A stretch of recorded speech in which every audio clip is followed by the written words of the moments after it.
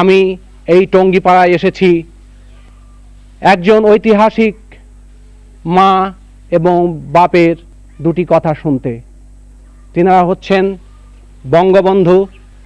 বঙ্গবন্ধুর পিতা শেখ লুৎফর রহমান এবং মাতা সায়রা খাতুন।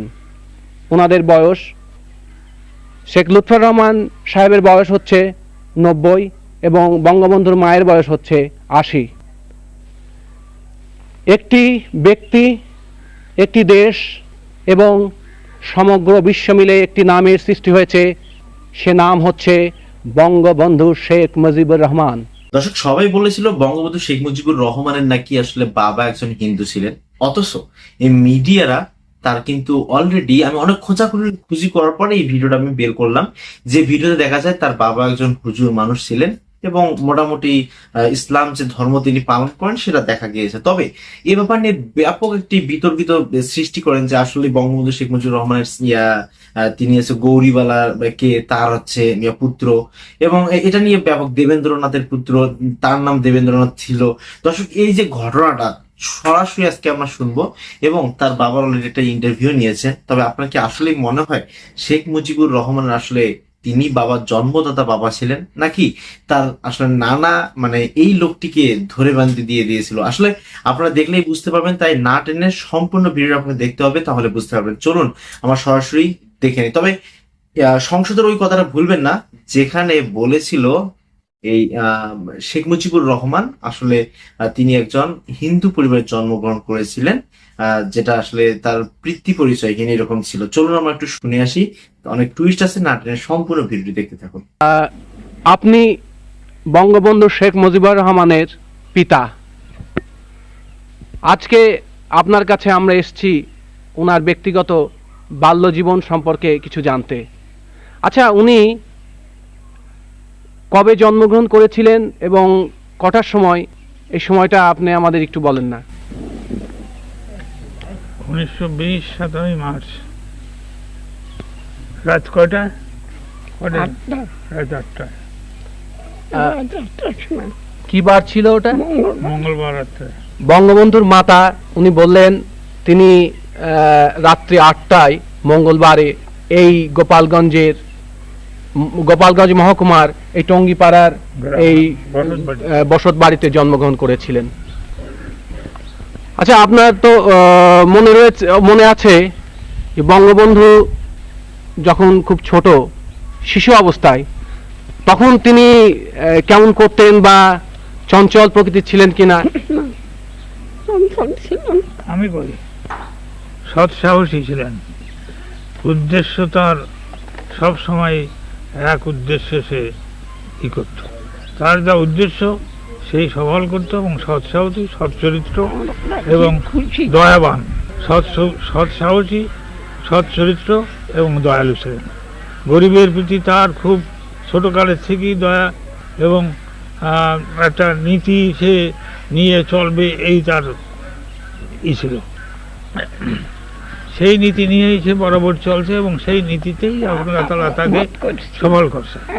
স্বাধীনতা প্রিয় সে ছিল, সে স্বাধীনভাবে থাকবার চেষ্টায় তার চিরকালই ছিল, এবং সৎ প্রকৃতি ছিল এবং সততা তার ছিল এবং দয়ালু ছিল। এই মোট কথায় এই ছোটকালের ঘটনা একটা বললি তো এরকম চলবে না। এটাই তার প্রধান নীতি ছিল তার, যে সে কোনো দুষ্ট চরিত্র লোকের সঙ্গে সে মেশে নাই। তিনি সব সময় সৎ লোকেরা, সব সময় সে নেতা, এই সব কাজে সে এটা নেতৃত্ব করবে, এই তার আকাঙ্ক্ষা ছিল। আচ্ছা, আমাদের জাতির পিতা বঙ্গবন্ধু শেখ মুজিবুর রহমান 7.5 কোটি মানুষের কাছে এবং সমগ্র বিশ্বের কাছে শেখ মুজিবুর রহমান বলেই পরিচিত, কিন্তু আপনারা আদর করে ছোটবেলায় যে নামে ডাকতেন, আপনি কি বলে ডাকতেন তাকে? খোকা বলে। আচ্ছা, কবে বলেছিলেন খোকা? বেশি দিন নাই, কোন সময় আপনি মজিব বলে ডাকেননি? খোকা বলে ডাকছি, এখন মজিব কই, আপনার কাছে মজিব কই, তারে খোকাই কই, সবসময় খোকা। আচ্ছা, ছোটবেলায় উনি আপনার কথা টথা শুনতেন? হ্যাঁ আমার অবৈধের কথা আমরা যা কইছি আমি যে তাই, তাছাড়া অন্য কিছু না। তার অমতেও কোনো কথা কইনি, সে যা কইছে তাই কি মত করছি এবং মতে রয়েছি। এমন কিছু মত করে নেই যে সেটা ভালো না, দেখছি খেয়াল করে যে সে ভালো। আমার বংশে তিন ওই ছেলে আসবে না। তিন পুরুষের মধ্যে এরকম ভালো, এরকম নির্ভীক ছেলে আসেননি। সৎসাহসী স্বাধীনতা প্রিয়। আচ্ছা, উনি শুনেছিলাম ছোট নেতা, প্রত্যেক কাজের নেতৃত্ব নেছে। যেখানে যাও স্কুলে ছাত্রের মধ্যে নেতৃত্ব নেছে। মাস্টার পর্যন্ত যে লেখাপড়া না শিখে একজন আছে হেডমাস্টার, মিশন স্কুলে পড়তো। মিশন স্কুলে একটা হেডমাস্টার আসলো, সে পড়াতে পারতো না, ভালো লেখাপড়া জানতো না, কিন্তু সে হেডমাস্টার আগে আসলো। তখন তার বদলাতে হবে, মিশনের মেম্বারদের কাছে বলে শোনে না, তখন হোল স্কুল সে স্ট্রাইক করায়। হোল স্কুল মানে সমস্ত স্কুল স্ট্রাইক করে দিল, স্ট্রাইক করে দেয় ছাত্ররা। সব ছাত্রের নেতৃত্ব নিল, স্ট্রাইক করে তারে সেখান দিয়ে সরাইয়া অন্য মাস্টার হলো। তাহলে ছোটবেলার থেকেই ওই স্কুল অবস্থার থেকেই তার যে ওই নেতৃত্ব সুলভ একটা ছিল এই আপনার মনোভাব, হ্যাঁ, সেটা আপনারা লক্ষ্য করেছেন। বঙ্গবন্ধু শেখ মুজিবুর রহমান মানে আপনাদের খোকা, উনি তো লেখাপড়ায় যতদূর আমরা জানি উনি বেশ বাইরের বই পড়তেন এবং লেখাপড়ায় খুব মনোযোগী ছিলেন।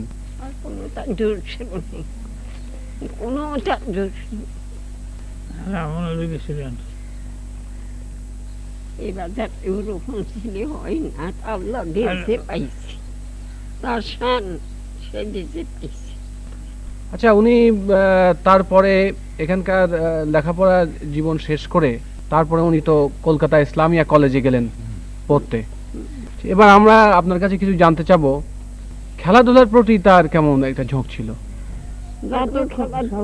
স্বাভাবিক, খুব বেশি বেশি নেই, ফুটবল খেলতেন মনে হয়। ফুটবল ওই যে হারে তাদের সংখ্যা সন্তান,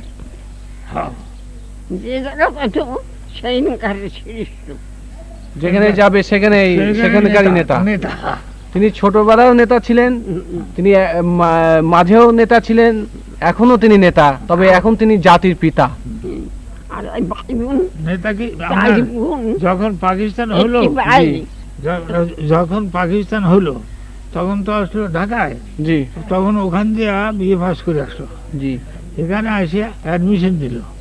অ্যাডমিশন নিলে ওই তারা ওই যে আপনার এই বাংলা ভাষা নিয়ে যে একটা গোলমাল হলো, জি, হলি শেষে তারা কলেজে ইউনিভার্সিটিতে 1952 সালে সেই 21শে ফেব্রুয়ারি যে ভাষা আন্দোলন না, তার আগে হয়েছিল। জি, তার আগেই ইউনিভার্সিটিতে ওরা স্ট্রাইক করে। হ্যাঁ, ওই যে ইউনিভার্সিটির মেনিয়াল স্ট্রাইক, যেটা ওই চতুর্থ শ্রেণীর কর্মচারীদের স্ট্রাইক উনি নেতৃত্ব দিয়েছিলেন।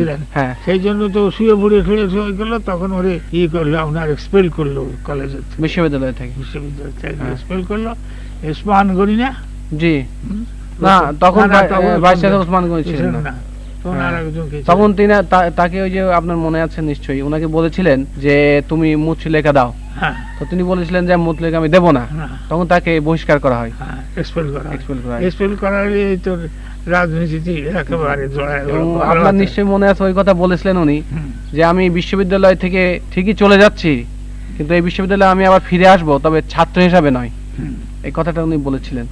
আচ্ছা, আর উনার একটু রাজনৈতিক জীবন, ছোটবেলার থেকে উনার রাজনীতির প্রতি খুবই ছিল একটা আগ্রহ ছিল, কিন্তু সে সময় তো আর তো এই পাকিস্তান, হিন্দুস্তান বা সে তো খালি মুসলিম লীগই ছিল, আর কোনো তো ছিল না। মুসলিম লীগের সময় ওই স্টুডেন্ট হিসেবে খুব কাজ করছে, মানে তো ইলেকশন করছে, তারপরে আপনার অন্যায়ের প্রতিবাদ কনফারেন্স করছে, তার জমানের কনফারেন্সে প্রতিবাদ করে। সেই জন্য আবার হাজতে যায় 18 দিন পরে আমি সেই হিন্দু গিলকে ধরে সেই তারে করে আনি।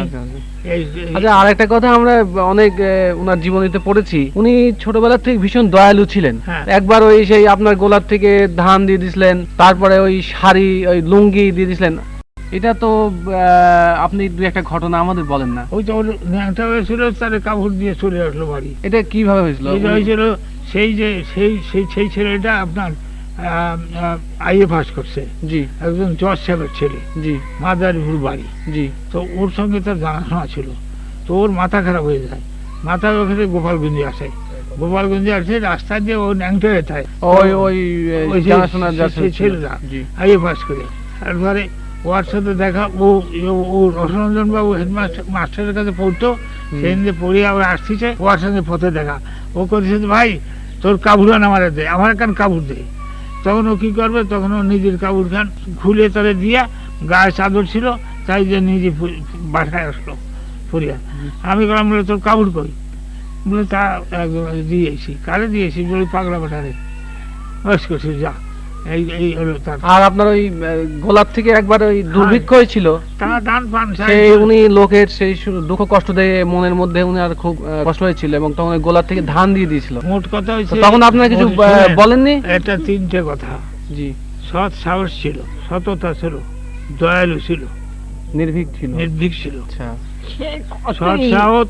যে আমি যা করবো। দর্শক, অনেক খোঁজাখুঁজি করার পর আপনাদের জন্য ভিডিওটি নিয়ে আসছিলাম, এবং আপনাদের এই ইন্টারভিউটি দেখে কি মনে হয় যে আসলে তিনি কি বঙ্গবন্ধু শেখ মুজিবুর রহমানের বাবা ছিলেন কিনা, এই ব্যাপার নিয়ে যদিও বিতর্কিত অবস্থায় রয়েছে, তবে আপনাদের কি মন্তব্য সেটা আমাদের কমেন্ট বক্সে জানিয়ে দিন। আজকে ভিডিও এই পর্যন্তই, দেখা হবে পরবর্তী কোনো একটি ভিডিওতে। আল্লাহ হাফেজ।